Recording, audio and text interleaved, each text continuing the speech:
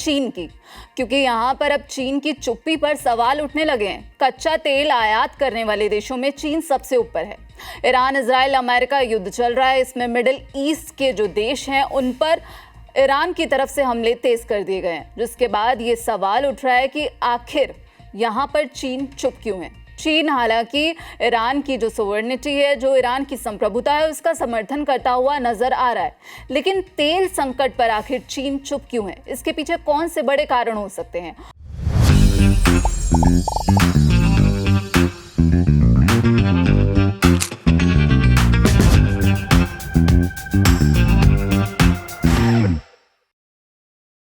और आखिर 31 मार्च को क्या कुछ बड़ा देखने को मिल सकता है? इसकी ज्यादा जानकारी के लिए हमारे साथ जुड़े हैं विदेश मामलों के जानकार निपुण आलम बायन जी। उनसे जानेंगे। सर, दुनिया में तेल का सबसे बड़ा आयातक देश चीन, बात करें तो यहाँ पर वो ईरान का समर्थन तो कर रहा है, लेकिन जो सवाल है अब वो यही है कि आखिर चीन तेल संकट पर कुछ क्यों नहीं बोल रहा है? देखिए सोनम जी, क्या है, एक तो चीन को हम लोग हमेशा काउंट करते हैं इंटरनेशनल पॉलिटिक्स में एक सॉफ्ट पावर कंट्री। देखिए, 3 तरह के देश होते हैं पूरी दुनिया में। एक तो होता है हार्ड पावर, एक होता है सॉफ्ट पावर, एक होते हैं सॉफ्ट स्टेट, और वही एक और टर्म यूज की जाती है भारत के लिए, smart power. America, Israel, Russia ये हार्ड पावर की तरह व्यवहार करते हैं। अगर इनके इंटरेस्ट पर किसी तरह का कोई भी नुकसान होता दिखता है तो ये अटैक करने में भी किसी तरह की कोई कोताही नहीं बरतते हैं। ये सब पर अटैक करने में कोई दिक्कत नहीं, कोई इशू नहीं, अटैक कर देंगे। ये स्थिति होती है इन देशों की। लेकिन चीन जो है अपनी डिप्लोमेसी को बेस बनाता है। वॉर करने से आज भी चीन जो है हिचकिचाता है। चीन सोचता ये है हमेशा कि मैं अगर वॉर में जाऊंगा तो मेरे बहुत सारे फंड्स जो मैंने इकट्ठे किए हैं वो खराब हो जाएंगे। तो चीन जो है वो कभी भी वॉर में जाने से कतराता है। तो एक तो चीन की ये स्ट्रेटजी बहुत सिंपल सी है कि हम वॉर में नहीं जाएंगे, भले ही हमारा समर्थित देश है तो उसको हम बैक से सपोर्ट करेंगे, ना कि ओपनली खुद अपना वॉर में उतर जाए। एक तो चीन का ये। और सर, क्या एक ये भी कारण है कि क्योंकि अनुमान है कि जो चीन के पास है वो कई महीनों की जरूरत के बराबर उसके पास जो कच्चा तेल का स्टॉक है वो मौजूद है, इसलिए जो अचानक कीमत बढ़ रही है उस पर वो घबराता हुआ नजर नहीं आ रहा है। क्या ये भी एक बड़ा कारण है? देखिए, इनको हम लोग कहते हैं स्ट्रेटेजिक रिजर्व, और स्ट्रेटेजिक रिजर्व हर देश बना के चलता है। भारत भी बना के चल रहा है, चीन ने तो पहले से काफी बना रखे हैं, भारत ने भी अपने स्ट्रेटेजिक रिजर्व बनाए हुए हैं। वो हालांकि बात यह है कि ओपनली कोई करता नहीं है कि हमारे पास कितना है कितना नहीं है। ना चीन ने किया ना भारत ने किया है। तो चीन के पास ये तो है, इसमें कोई दो राय नहीं कि चीन इस बात को लेके चल रहा है पहले से ही। क्योंकि देखिए, चीन को ये बात बहुत स्पष्ट है, चीन और अमेरिका को, कि अगर आने वाले समय में कोई वॉर होना है तो चीन और अमेरिका में ही होना है।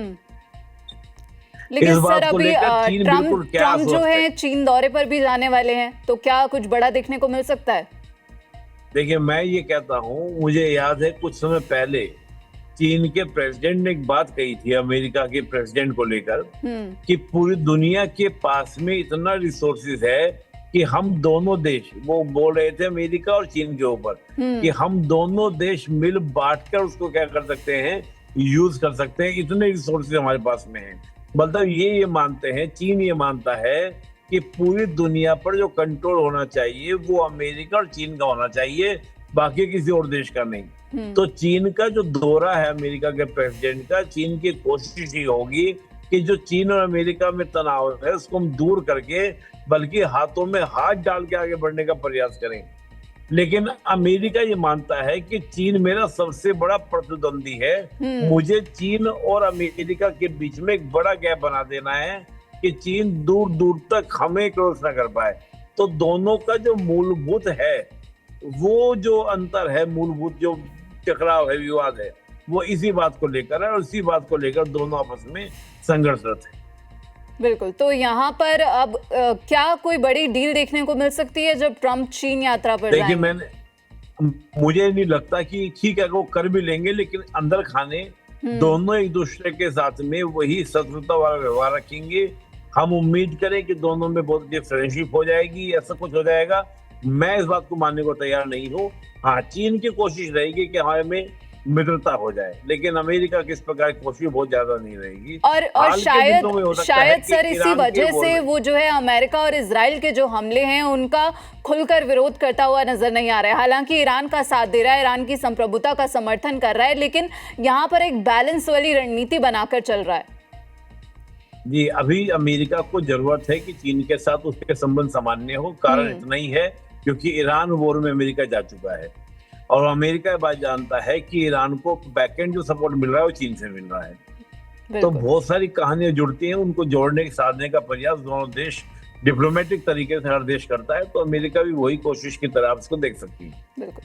तो जहां एक तरफ जो तेल संकट है वो गहराता जा रहा है, लेकिन चीन की चुप्पी पर जो सवाल उठ रहे थे, आपने समझा कि आखिर चीन का इसके पीछे गेम प्लान क्या है?